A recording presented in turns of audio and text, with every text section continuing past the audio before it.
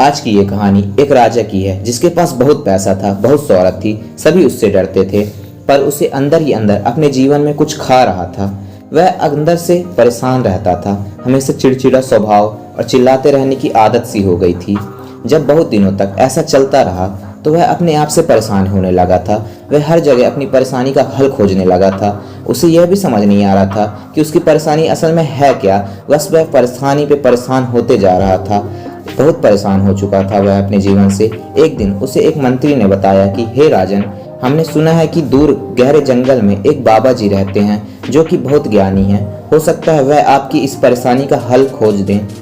राजा ने सोचा और बोला, जाओ उस बाबा जी को यहाँ लेकर आओ। अगर ना आए तो कहना कि महाराज ने आपको बुलाया है, आपको वह खाना देंगे, पैसे देंगे और रहने को घर देंगे, सभी सुख सुविधाएं मिलेंगी आपको।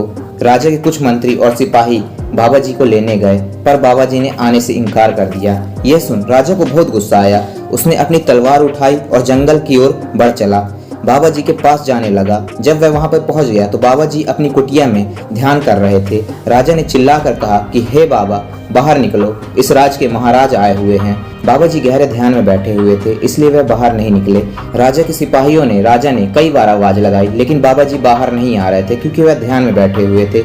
कुछ देर बाद जब बाबा जी का ध्यान खत्म हो गया तो वह अपनी कुटिया से बाहर निकले तो राजा ने गुस्से से अपनी तलवार बाबा जी के गर्दन पर रख दी और कहा, चलते हो मेरे साथ या नहीं, या फिर मैं तुम्हें यहीं पे मौत के घाट उतार दूं। बाबा जी ने कहा, तुम मुझे क्या मारोगे? तुम खुद गुलाम हो, मेरे गुलाम के गुलाम हो तुम, मुझे नहीं मार सकते हो। यह सुन राजा सोच में पड़ गया। आखिर बाबा जी ने ये क्या कह दिया कि मैं गुलाम हूँ? किसका गुलाम? वो भी इन बाबा जी के गुलाम का गुलाम।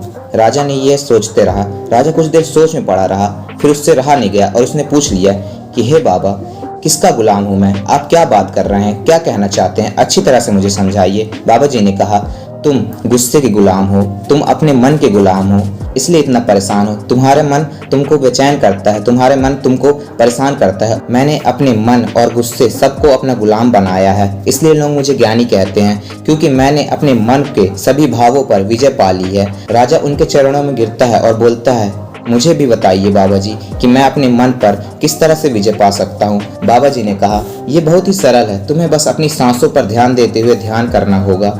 ध्यान करना शुरू कर दो, धीरे धीरे तुम्हें एहसास होगा कि तुम्हारा मन शांत होते जा रहा है, तुम्हारी परेशानियां कम होते जा रही हैं, तुम धीरे धीरे चिंता मुक्त हो जाओगे और अपने जीवन का आनंद ले पाओगे। ये ज्ञान लेकर राजा अपने राज्य में वापस चला जाता है। इस कहानी से हमें ये सीख मिलती है कि हम भले पूरी दुनिया ही क्यों ना जीत लें, जब तक हम अपने मन से नहीं जीत जाते तब तक हमारी जीत अधूरी रहती है।